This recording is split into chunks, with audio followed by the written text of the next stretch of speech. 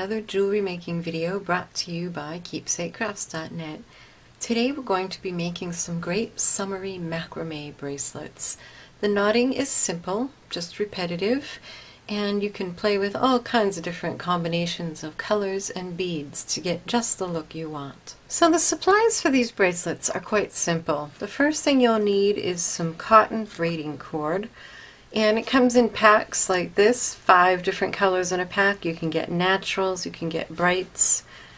You'll also need some beads. Here I have 14 beads. I have 6 of one and 4 each of another, but use any combination you like, plus another slightly larger bead for my clasp. The important thing to note when choosing your beads is to make sure that your braiding cord goes through the holes. So make sure your holes are all big enough, or choose other beads.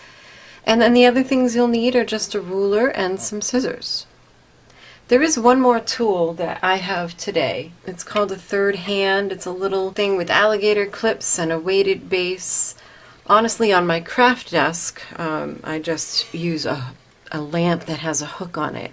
You'll need something to hold the loop of your bracelet while you're braiding. So for the video today, I'm going to use this. I've just taped it to my surface and I'll show you more. Alright, so I've gone and gotten set up here. I've arranged my beads in pairs in the order that I want them on my bracelet.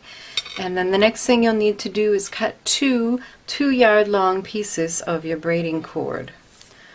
Hold the ends together and then measure down 18 inches and fold the cord right at the 18-inch mark.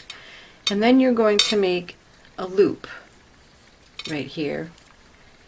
And you want this loop to be just big enough for your bead to pass through, your clasp bead. The next thing you'll need to do is clamp your loop so that it's held down by some sort of third hand, something on your desk or whatever, and then find those 2 shorter ends and tape them down to your work surface. The short ends will be the base strands for your bracelet weaving. And then you want to pull one of the long ones to the left and another to the right. Now it's just a matter of doing the knotting sequence, which is fairly simple, but it can get confusing, so I've made myself a cheat sheet. So the first step is to put the left over the base and under the right strand.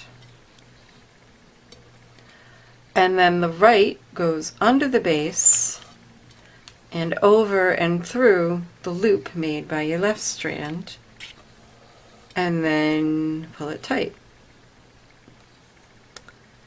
Now you have a new left and a new right.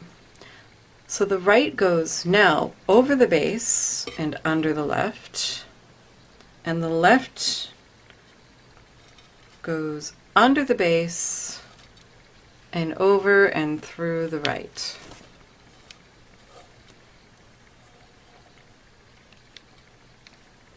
And that's it. You just keep repeating that sequence. Left over the base, under the right, right under the base, over and through the left. And each of these is a square knot.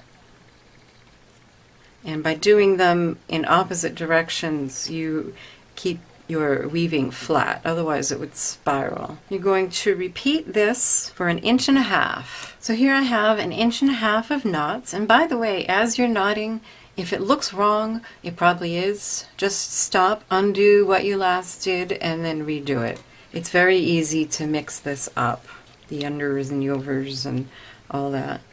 And now it's time to add a couple beads.